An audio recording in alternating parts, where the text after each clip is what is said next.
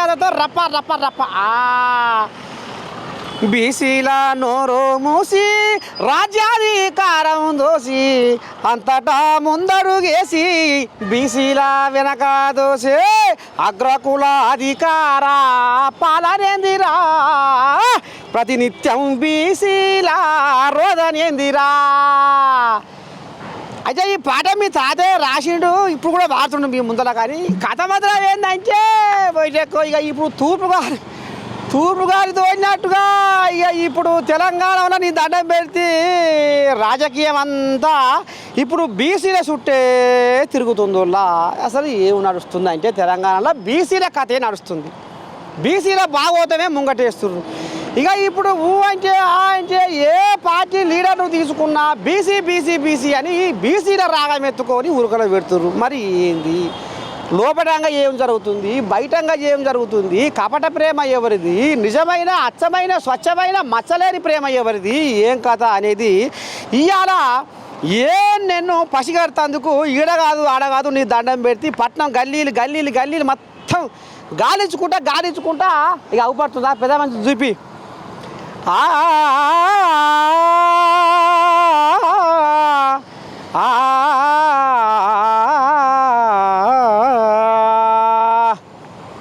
ఇక గాలి గతర ఇక పట్నంలో కంపు బుయ్య మోటార్ల సప్పుడు ఇదంతా కాదని జర్రంతా కడకు వచ్చినా ఇక మరి బుద్ధ విగ్రహం కాడికి వచ్చినా ఇక మరి రెండు బుద్ధిగల మాటలు సమాజానికి అందియాలి నేను పక్షాల అని కంకణం కట్టుకుంటూ మీ నరసయ్య తాత చలో. ఇక మనకి ఇప్పుడు ఇలా మన బంధువు ఎవరు, మన చుట్టం ఎవరు అంటే బీసీ యువజన సంఘం రాష్ట్ర అధ్యక్షుడు అనంతుల రామ్మూర్తి గౌడు. ఓ పిల్లగా శనార్థి ఏమి లేదు తాత, ఏంది ఈ కడుపులా ఎలకలు దొరబడ్డట్టు అవుతుంది. బీసీలు అని అరొక్క లీడరు ఇప్పుడు బీసీల చుట్టే తిరుగుతుంది, ఇట్లా ఇసురాయి తిరిగినట్టుగా. అసలు ఏంది కానీ బీసీల రాగము ఇవ్వాల అరొక్క పార్టీ లీడర్లు ఎందుకు ఎత్తుకోవాల్సి వస్తుంది, ఏం నడుస్తుంది ఒక్క మాట.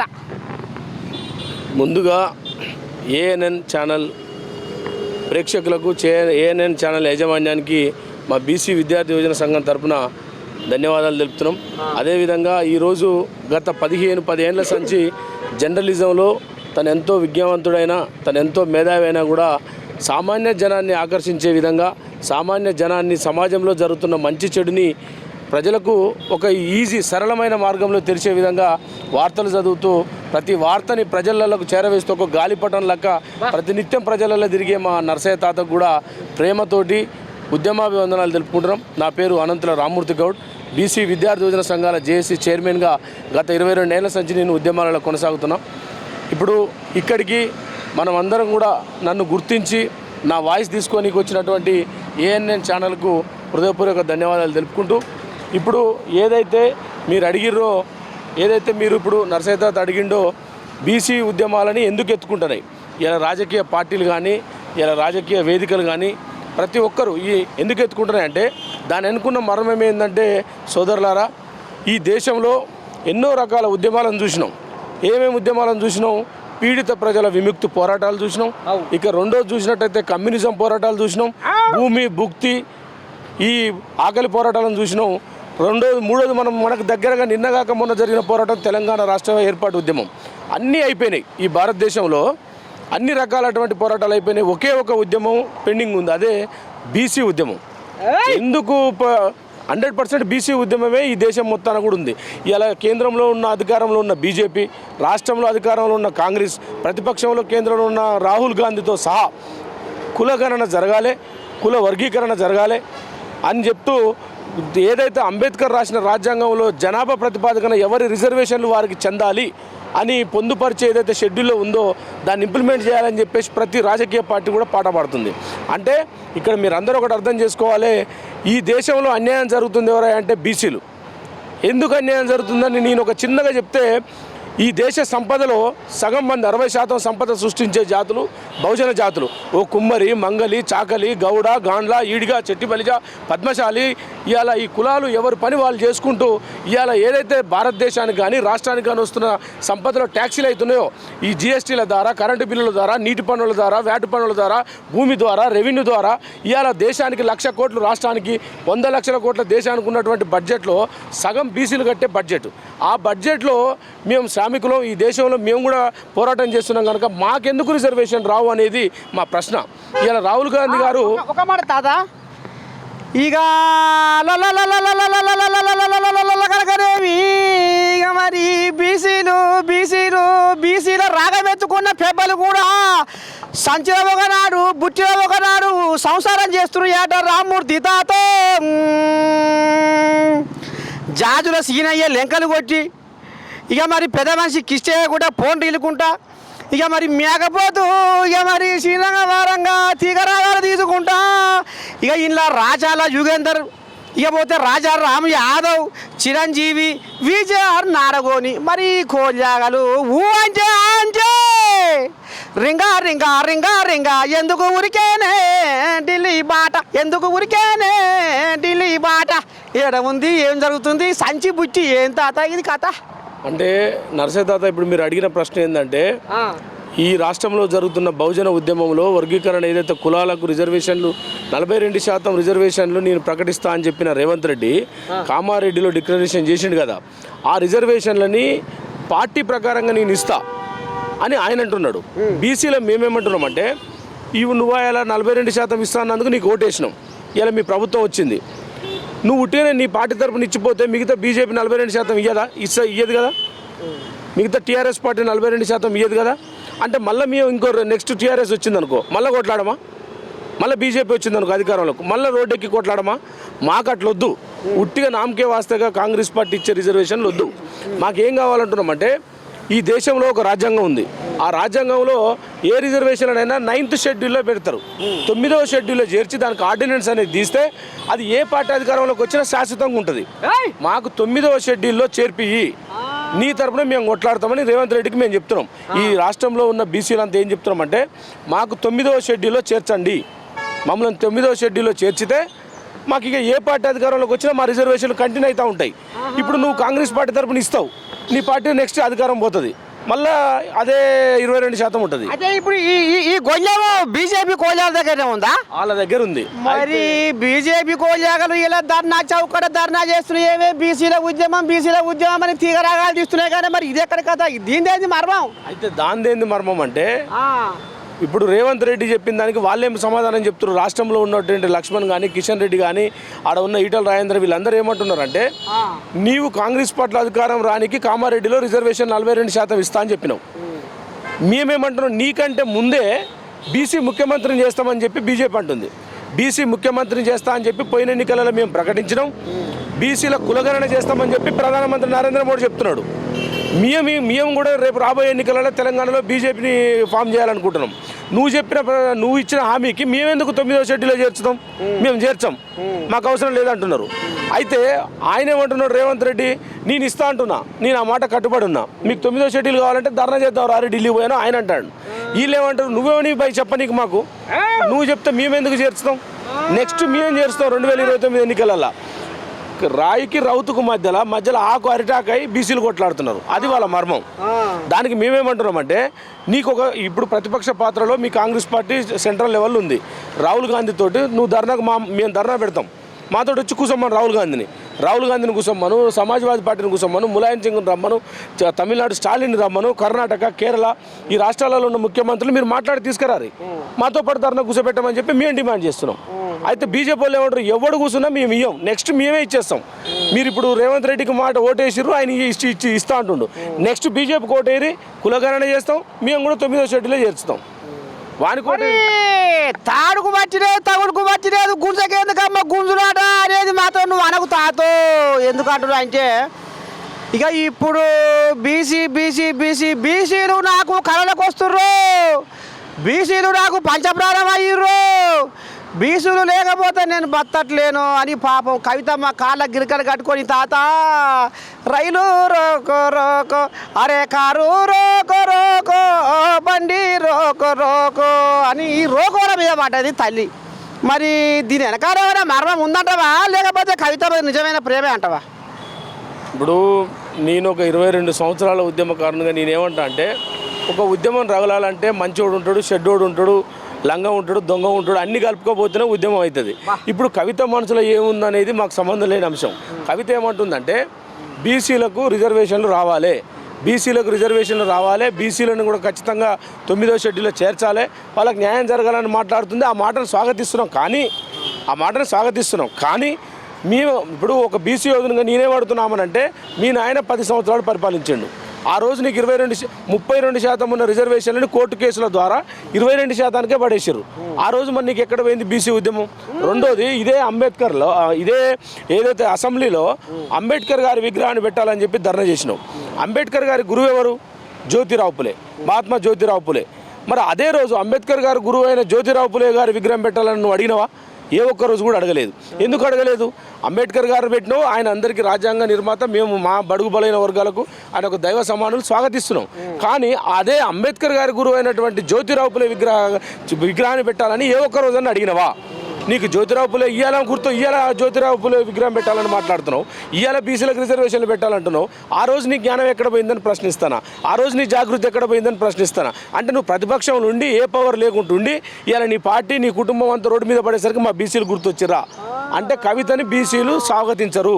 కవిత ఏ పార్టీ పెట్టాలనుకున్నా, కవిత ఏది చేసినా కానీ కవిత గారు చేసే ఉద్యమాలకు బీసీల సపోర్ట్ ఉండదని చెప్పి ఒక బీసీ నాయకునిగా చెప్తున్నాను నేను. ఇక మరి ఎట్టట బుట్టే ఏ రంగా బుట్టే ఈ డబ్ల్యూఎస్ కథ, అయ్యో రాత్రికి రాత్రే తాత దొంగ రాత్రి పుట్టిందాట. మరి దీని మరం ఏం తాత ఈడబ్ల్యూఎస్ కథ? ఇక ఈ దేశంలో నేను ఒకటే చెప్తున్నా, పేదరికానికి కులం అంటూ ఉండదు. మొదటగా ఏం చెప్తున్నా అంటే, పేదరికానికి కులం ఉండదు. ఏ కులంలో పుట్టిన వాళ్ళైనా పేదోళ్ళే. నేను ఈడబ్ల్యూఎస్ రిజర్వేషన్లన్నీ వ్యతిరేకమని నేను అనట్లేదు. వ్యతిరేకమంటే ఆ రోజే వాటిని అమలు చేసేటోళ్ళు గారు. మేము ఆ రోజు ఒక్కరికి కూడా వ్యతిరేకం చెప్పలే, రోడ్డు ఎక్కి ధర్నా చేయలే. కానీ ఒక ప్రశ్న అడుగుతున్నాం ఈ కేంద్ర ప్రభుత్వాన్ని కానీ రాష్ట్ర ప్రభుత్వాన్ని కానీ, మిమ్మల్ని ఎవరిని అడిగితే ఈడబ్ల్యూఎస్ రిజర్వేషన్లు పెట్టిర్రు? మిమ్మల్ని ఎవరు ప్రశ్నించి, ఎవరు రోడ్లు ఎక్కిర్రు, ఎవరు ధర్నాలు చేసిర్రు, ఎవరు ఢిల్లీకి పోతే మీరు ఈడబ్ల్యూఎస్ రిజర్వేషన్లు పెట్టిరని చెప్పి నేను ప్రశ్నిస్తాను. నేనేమంటున్నా అంటే, మేము మరే నాయన మాకు రాజ్యాంగంలో రాయబడ్డ రిజర్వేషన్లను మాకు ఉన్నదాన్ని కల్పించుర్రా అని చెప్పి ధర్నాలు చేస్తేనే మీకు చేతులు రావట్లేవు. మరి ఈడబ్ల్యూఎస్ రిజర్వేషన్లు ఎవడు మీ ముత్తాత అడిగిండా, మీ తాత అడిగిండా? ఎవడు అడిగినా అని చేశారు? నైట్ మీరు అది చేసారు బిల్లుని. ఇక రెండోది ఏంటంటే, ఇంకోటి కూడా మహిళా బిల్లు పెట్టడానికి సిద్ధపడతారు. మహిళా బిల్లు కావాలని చెప్పి మహిళలు రోడ్లు ఎక్కి అడుగుతారా నిన్ను? అంటే నీకు ఉపయోగపడేటి దొరసానులు అధికారం ఎక్కేటి. ఇప్పుడు ఈడబ్ల్యూఎస్ అంటే ఎవరు? ఇప్పుడు ప్రతి పుట్టిన రెడ్డి అవుతాడేమో కానీ ధనికుడైతే కాలేడుగా. రెడ్డి నెల పుట్టిన బిడ్డ రెడ్డి అవుతాడు కానీ ధనికుడైతే కాలేడుగా. కమ్మై నెల పుట్టిన బిడ్డ కమ్మోడు అవుతాడేమో కానీ ధనికుడు కాలేడుగా. అంటే ధనిక జాతి మీరు ఈ రకంగా కూడా మమ్మల్ని నిమ్ల జాతులను మోసం చేస్తూ అగ్రవర్ణాలలో పుట్టి డబ్బులు సంపాదించి అసలు అగ్రవర్ణాలు ఉన్న పేదలకు ఎవరికి ఏం చేస్తారని అడుగుతున్నా. ఒక ఉన్న రెడ్డి వచ్చి పేదరెడ్డికి సాయం చేస్తాడా? ఇలా రెడ్డికి ఇలా పోయి కాలేజీ ఫీజు కట్టమంటే కడతాడా? ఇలా రెడ్డికి వచ్చేసి ఏమో చేయమంటే చేస్తాడా? ఇదంతా కూడా ధనికులంతా ఒక వర్గం, పేదలంతా ఒక వర్గం. ఈడబ్ల్యూఎస్ రిజర్వేషన్ అనేది ఒక బూటకం. వాళ్ళు ఉన్నది 7%. 7%కి 10% రిజర్వేషన్లు నీ అయ్యే జాగిరాన్ని ఇంప్లిమెంట్ చేసినావా అని చెప్పేసి బీజేపీ ప్రభుత్వాన్ని అడుగుతున్నావు. ఈడబ్ల్యూఎస్ రిజర్వేషన్లు ఎవరు చేయమన్నాను నిన్ను? నీ ఇష్టమా? నీ ఇష్ట రాజ్యమా? ఈ రోడ్డు ఎక్కి కొట్లాడితేనేమో మా గొంతులు పోను కొట్లాడుతున్నావు, మా లాఠీ దెబ్బలు పడుతున్నావు. మేము ఇలా రోడ్డు ఎక్కి చించుకుంటే కూడా మాకు కావట్లేదు. ఇలా నీ డాక్టర్ సీట్లల్లా, ఇంజనీరింగ్ సీట్లల్లా, రాజకీయ రిజర్వేషన్లల్లా ఎంత అన్యాయం జరుగుతుంది ఉద్యోగాలల్లా. మాకు రావాల్సిన రిజర్వేషన్లను వాళ్ళకి ఎట్లిస్తావు? బీజేపీ పార్టీకి ఒకటే గుర్తుపెట్టుకోవాలి, సజీవ సమాధి అవుతారు బీసీలతో పెట్టుకుంటే. మీరు కనుక ఈడబ్ల్యూఎస్ ఎట్లయితే అమలైందో అదేవిధంగా 42% రిజర్వేషన్ రాకపోతే బీజేపీకి నెక్స్ట్ గోరి కడతామని చెప్పేసి డిమాండ్ చేస్తూ ఉన్నాం. తాత మరి ఇప్పుడు 5, 6, 7 తారీఖులలో మరి ఇక ఢిల్లీకి నీ దండం పెట్టి ఒకటే లైన్ కట్టిడట సీమల బారోలే. మరి ఎందుకు పోతున్నట్టు, మరి ఈ కుల సంఘాల కథ ఏంది, మరి ఈ కుల సంఘాలు ఎవరికి సాబ్దారిస్తున్నాయి, మరి నా సొంటోళ్ళు ఊర్లలో ఉన్నోళ్ళకు ఏం తెలుస్తలే తాత, అసలు ఏమవుతుంది ఏం పోతుంది, ఏమన్నా అంటే బీసీల రాగామంటుర్రు, మేము బీసీల కోసం చేస్తున్నామని బీజేపీ వాళ్ళు అంటుర్రు, మేము బీసీల కోసం చేస్తున్నామని కాంగ్రెస్ వాళ్ళు అంటుర్రు, మేము బీసీల కోసం తన్నాడుతున్నామని బీఆర్ఎస్ వాళ్ళు అంటుర్రు.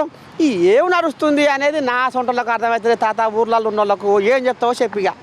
ఇప్పుడు ఈ 5, 6, 7 తారీఖులలో ఢిల్లీ ప్రోగ్రాం పెట్టినాం.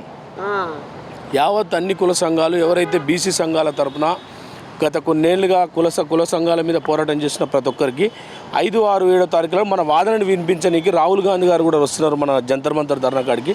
ప్రతి ఒక్కరు రావాలని చెప్పేసి మనం ఒక పిలుపునిచ్చినాం. ఢిల్లీకి ఎందుకు పోతున్నారు అంటే దీంట్లో 2 రకాలైనటువంటి అపయోగాలు ఉన్నాయి. ఒకటి, కుల సంఘాలు రాజకీయ పార్టీలో కొంతమంది వాళ్ళ గొడుగును అమ్ముడుపోయారు. నేను ఇలా దీన్ని కాంప్లికేటెడ్ అయినా కూడా ఎందుకు చెప్తున్నా అంటే, కాంగ్రెస్ పార్టీకి కొన్ని కుల సంఘాలు, బీజేపీ పార్టీకి కొన్ని కుల సంఘాలు, టీఆర్ఎస్ పార్టీకి కొన్ని కుల సంఘాలు వ్యక్తులుగా సంఘాలుగా కొందరికి లాలుచి పడుతారు. ఆ లాలుచి వల్ల బీసీ రిజర్వేషన్ల ఉద్యమం ఇంకా ముందడికి పోలేకపోతుంది. మొన్న ఏదైతే ఉబ్బెత్తుకు ఒక ఉద్యమం లేచింది 6 నెలల క్రితం, దాన్ని ఒక నాయకుడు ఏం చేసిండు, ఒక కుల సంఘాల నాయకుడు కాంగ్రెస్ పార్టీ రేవంత్ రెడ్డి ఏం చేసిండు, ఢిల్లీలో ధర్నా పెట్టరని చెప్పిండు. ఆ ధర్నా పేరు మీద ఏం చేసిండు, మనోడు ఒక 2000 మందిని పట్టుకుపోయి లేచిన ఉద్యమాన్ని దించిండు. ఇప్పుడు ఏం చేస్తున్నారు, బీజేపీ వాళ్ళు ఒక ధర్నా పెడుతున్నారు, బీజేపీ వాళ్ళు కొంతమంది ఏం చేస్తున్నారు, లేచిన ఉద్యమాన్ని దించుతున్నారు. అంటే ఈ ఉద్యమాన్ని పెనవేసుకోకుండా, ఈ రిజర్వేషన్ల అంశాన్ని కొలికి రాకుండా ఆ అగ్రవర్ణాలకు సంబంధించిన రాజకీయ పార్టీలు కాంగ్రెస్, బీజేపీ, టీఆర్ఎస్లు బీసీలలోనే కొంతమందిని కాలు బట్టి గుంజి మా దాంట్లో మాకేళ్ళు కొర్రాటాలు పెట్టి ఈ 42% రిజర్వేషన్ రాకుండా చేస్తారు. కానీ నేను ఏఎన్ఎన్ ఛానల్ సాక్షి ఒకటే చెప్తాను, మిత్రులారా, బహుజన ఉద్యమకారులారా, మీరు డబ్బులు వస్తే సంపాదించుకోండి, మీకు ఉద్యమాలు చేయాలనిపిస్తే చేయండి. కానీ ఒక పవిత్రంగా నడుస్తున్నటువంటి బహుజన 42% రిజర్వేషన్ల ఉద్యమాన్ని ఎవడన్నా దీన్ని బ్రేక్ చేయాలని చూస్తే మీ బట్టలు తీసుకొడతాం, మీ ఇంట్ల పైన దాడులు చేస్తాం. ఖబర్దార్ బిడ్డలారా, మీరు ఉద్యమాన్ని నీరు కార్చాలనుకున్నా, మీరు ఉద్యమాలతోని ఏమన్నా బీసీలని వెనకకి నెట్టేయాలని చూస్తే, అరే మీకు ఒకటే చెప్తున్నారా నాయన మూర్ఖులారా, ఈ రోజు కనుక 42% రిజర్వేషన్ రాకపోతే ఇక జన్మలో బీసీ రిజర్వేషన్లు రావు.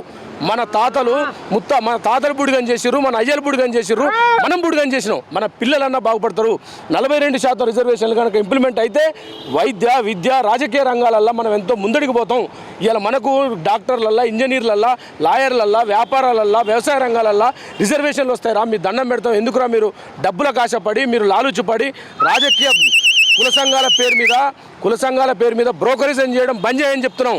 మీకు పార్టీల తరపున ఎవరైతే ఉన్నారో, మీ పార్టీలకు అవసరం ఉంటే పార్టీ కండలు కప్పుకొని బాజాప్తుగా వెళ్ళండి. మీరు అదే పార్టీ జెండలు వేసుకొని మేము కాంగ్రెస్ పార్టీ, మేము బీజేపీ పార్టీ, మేము టీఆర్ఎస్ పార్టీ అని తిరగండి. అంతేగాని మీరు కుల సంఘాల టవల్ వేసుకొని రాజకీయ పార్టీలకు బూడిగం చేస్తే మీ ఇండ్ల పైన దాడులు చేస్తామని చెప్పి డిమాండ్ చేస్తూ ఉన్నాం. కమ్మిందయ్యా కథ కమ్మిందయ్యా, అసలు బండారవే బయటికి వస్తుందయ్యా. కమ్మిందయ్యా కథ కమ్మిందయ్యా, బండారమే బయటికి వస్తుందయ్యా. ఇక మరి కుండ నిండా నీళ్ళు ఉంటే తొలకాయి, సగం ఉంటేనే తొలుకుతాయి అనేది రామూర్తి మాటలలో కనబడుతుంది రా దేవుడు. కొన్ని బీసీ కోయిలాగలు కూడా సంచిలా బుట్టిలా సంచి బుట్టి సంచి సారి సంసారంతో ఇగో ఈ బీసీ బిడ్డల కింద ఉన్న వాళ్ళకి ఏవరక, నా సొంటలకు ఏవరక మనకు తెలియదు కదా. అందుకనే కోయిలాగా ఇడమర్చి ఇప్పి ముళ్ళుగారతో కుర్చి చెప్పింది ఉల్లా. అబ్బో చిన్నసన్న కోయిలాగా ఏం కాదు. అందుకనే అరే వీళ్ళు బీసీ రాగవే అంటారు, వాళ్ళు బీసీ రాగవే అంటారు, ఇంకో ఆయన బీసీ అంటాడు. నిన్న అలా కేసీరావయ్య బిడ్డ కూడా, కవితమ్మ కూడా బీసీలను మొత్తం తలకాయ ఎత్తుకొని తిరుగుతుంది. అమ్మా చివరిగా ఒకటే చెప్తున్నా, తెలంగాణ సమాజంలో ఉన్న బహుజన బిడ్డలారా, రాబోయేది 40 స్థానిక సంస్థల ఎన్నికలు వస్తున్నాయి. 42% ఉద్యమం గనక చెప్పినట్టుగా దాన్ని 9th షెడ్యూల్లో చేర్చకుండా ఎన్నికలకు పోతే రాష్ట్ర వ్యాప్త బంద్కు పిలుపునిస్తాం, రైలు రోకో చేస్తాం, బస్సు రోకో చేస్తాం. యావత్ పిట్టలు నీళ్ళు తాగకుండా ఉద్యమం చేయడానికి మేము సిద్ధంగా ఉన్నాం. మీరు కూడా గ్రామాన చైతన్యమైనటువంటి యువకులారా, మేధావులారా, కవులు, కళాకారులారా, మీరందరూ కూడా నడుం బిగించండి. రాజకీయ పార్టీల అవి మన రాజకీయ పార్టీలు కావు. ఎందుకంటే 60% ఉన్నోళ్ళ మనం ఓట్లు వేసుకుంటే మనోడు ముఖ్యమంత్రి అవుతాడు, మనకేది పెట్టమన్నా పెడతాడు. కానీ దున్నపోతుకు గడ్డేసి పాలు బర్రెకు పిండితే రావు. బీసీలు అభివృద్ధిలోకి రావాలంటే ఒక బీసీ బిడ్డకు ఓటేసుకోండి. బీసీలు చైతన్యం కావాలి. గ్రామాన కూడా మీరు నడవాల్సినటువంటి మీరు సోషల్ మీడియాను వాడుకోవాలి. ఇలాంటి నర్సయ్య తాతలో వచ్చినటువంటి ఈ నాలాంటి వాళ్ళ ఇంటర్వ్యూని షేర్ చేసుకోవాలి. మీరందరూ కూడా చూడాలి ఏం జరుగుతుంది రాష్ట్రంలో. కుల సంఘాలు ఏం పని చేస్తున్నాయి, రాజకీయ పార్టీలు ఏం పని చేస్తున్నాయి, జరగబోయేది ఏంది, స్థానిక సంస్థలు ఎందుకు లేట్ అవుతుంది, రేవంత్ రెడ్డి ఏం చెప్పిండు, మరి ఇన్ని రోజులు లేట్ చేసి ఇప్పుడు పెట్టబోయేది ఏం జరుగుతుంది, ఇలాంటి వాటిపైన అవగాహన పెంచుకోవాలని చెప్పి నేను గ్రామీణ యువతకు పిలుపునిస్తాను. గ్రామాన బీసీ మీటింగులు పెట్టండి. గ్రామాన కూర్చున్న కాడల 10 మంది బీసీలకు సంబంధించిన అంశంపైన చర్చలు పెట్టండి. 10 మంది ఒకటే కాదు, 100 మంది ఒకటైనా గ్రామంలో ఇలా 42% రిజర్వేషన్లు వస్తే సర్పంచ్లు ఎంతమంది, ఎంపీటీసీలు ఎంతమంది, జెడ్పీటీసీలు ఎంతమంది, ఎంపీపీలు ఎంతమంది, ఇట్లా నానా రకాలుగా మనం 4 అడుగుల ముందడికి పోతాం. ఇక రాబోయే రాజ్యంలో ఇలా తమిళనాడులో స్టాలిన్, కర్ణాటకలో పినరయ్ విజయన్, ఇవాళ బీహార్లో చూసిన లల్లు యాదవ్, ముఖేష్ యాదవ్, నితీష్ యాదవ్, నార్త్ మొత్తం కూడా డెవలప్మెంట్ అయి కూర్చున్నది బీసీ చైతన్యవంతమయ్యారు. తెలంగాణ, ఆంధ్రప్రదేశ్ ఈ 2 రాష్ట్రాలలో మాత్రమే బీసీలు బ్రోకరిజం చేసి బీసీలు రాజకీయ పార్టీలకు అమ్ముడు పోయి సంచులు తీసుకొని బీసీ ఉద్యమాలను నీరు గారుస్తున్నారు. దయచేసి మీ అందరికీ చేతులు జోడించి చెప్తానా, బీసీ ఉద్యమాలను కనుక తొక్కివేయాలని చూస్తే ఇక జరగబోయేది. కాళోజీ గారు ఒక మాట చెప్పారు, ముందు ఇంటి దొంగను ధరిమిన తర్వాత ఇంటి అవతల ఉన్న దొంగను ధర్మరు రా అని చెప్పిండు. ఇక నెక్స్ట్ ఒకటే చెప్తాను, ఈ 42% ఉద్యమంలో ఎవడు లాజికల్ చేసినా, ఎవడు డబ్బులు సంచులకు పెనుగోలు పడ్డా మీ ఇండ్లపైన దాడులు చేస్తామని చెప్తూ తెలంగాణ యువతకు ఒకటే చెప్తున్నా, స్థానిక సంస్థల ఎన్నికల్లో 42% రిజర్వేషన్లు కనుక రాకపోతే మేము రాష్ట్ర వ్యాప్త ఉద్యమానికి పిలుపునిస్తాం. దానిలో మీరు ఆడ, మొగ, పీడు, కూడు, గుడ్డ అన్ని బంద్ చేసి రోడ్డు ఎక్కాలని చెప్పి చేతులు జోడించి విజ్ఞప్తి చేస్తా ఉన్నా. అర్థమైనదాబో బీసీ బిడ్డలారా, మే బుర్రకెక్కిందా బీసీ బిడ్డలారా, ఇంటి దేవుణ్ణి ఇసిపెట్టి బొల్లపెల్లి దేవునికి బోనమా,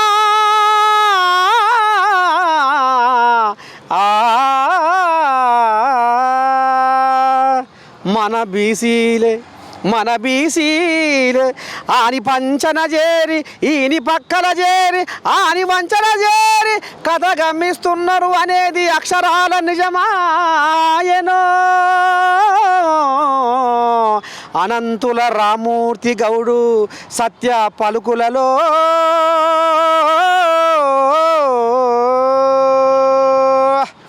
గిది కథ.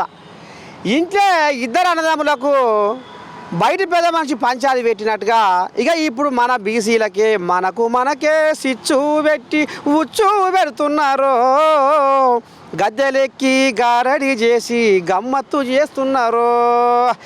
ఇప్పటికైనా ఈ బీసీల రాగమెత్తుకున్న రాజకీయ పార్టీలకు బుద్ధి రావాలన్నా, నిజంగా బీసీ బిడ్డలు ఆ బీసీ బిడ్డల కోసం పోరాడుతుర్రా, అది నిజమైన అచ్చమైన స్వచ్ఛమైన ప్రేమనా, లేకపోతే కడుపులో దాచుకున్న కత్తుల ప్రేమనా అనేది ఇప్పటిదాకా అనంతుల రామ్మూర్తి గౌడ్ చెప్పిన మాటలు వింటే మీకు అక్షరాల అది మీకు తెలుస్తుందని మళ్ళొకసారి నేను నర్సయ్య తాత మీకు గుర్తు చేస్తున్నాడు.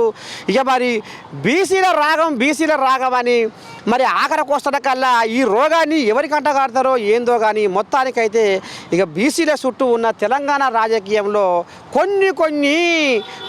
కొన్ని కపట ప్రేమలు బయటకు వస్తున్నాయి. ఇప్పటికైనా బీసీ బిడ్డలు, గ్రామీణ ప్రాంతాలలో ఉన్న బీసీ బిడ్డలు జర్రంతా ఆలోచన చేస్తే శంగ ఉరికే బండి తావున పడుతుంది, గాడిన పడుతుంది. అప్పుడు ఇక మరి కపట ప్రేమ అనేది కాట్లే కలిసిపోతుంది అనేది అనంతుల రామ్మూర్తి గౌడ్ ఈ రకంగా అమ్మాయి వెళ్ళబోసుకుంటుండు. పిరగా శనార్థి ఎందుకంటే ఇప్పటికీ పట్నం పల్లెలల్లా ఇక మరి గ్రామీణ ప్రాంతాలలో ఉన్నటువంటి పరుసుపోరగాళ్ళకైతే కనువిప్పు కలిగించినవు. రేపు ఈ బీసీల కథ కోళ్ళగా ఇప్పుడు ఆలోచనలు పడ్డాయి, ఆలోచన చేస్తాయి. అనంతుల రామ్మూర్తి గౌడ్ ఏం చెప్పే మనం ఎట్లా ముంగడి పోవాలి, ఎవరిని నమ్మాలి ఎవరిని నమ్మద్దు, ఆ కథ మరి బయటకు వచ్చే యాళ్ళ అయింది. నువ్వు బాగానే మూతి ముంగడికి వచ్చిన కథని ఇడమర్చి ఇప్పి మరణమేందో ముళ్ళుగడ్డ పెట్టి కూర్చొని చెప్పినందుకు మా నేను తరఫున కూడా నీకు శనార్థి చెప్తున్నాం. నమస్తే శనార్థి. ఇక మరి అయ్యింది, ఇక పెద్ద భాగోదమే అయ్యింది. అలా అనంతుల రామ్మూర్తి గౌడ్తో పెద్ద భాగోదమే అయ్యింది. ఇక మరి ఇప్పటిదాకా ఆయన ఏం చెప్పిండు ఏంది అని కథ విన్నారు. కళ్ళారా చూసిరు, చెవులారా విన్నారు బిడ్డలారా. ఇక మరి నాకు కూడా ఇంత యాళ్ళ అయింది, ఇక మరి గట్కయాల అయింది కాబట్టి ఇక చిన్నగా చదువుకునే గది కథ. ఇక కెమెరామెన్ శివతో మీ నర్సయ్య తాత. ఎక్కడ పిల్లగా ఇది తుర్కెంజాల్ తుర్క ఏం చాలకు వచ్చిన ఏం చెయ్యా. ఎందుకంటే మరి నిజం నిర్భయంగా మాట్లాడుకోవాలి కాబట్టి అసలైన భాగవతం బండారం గీడికి వస్తే బయటపడుతుందని గీడికి వచ్చింది.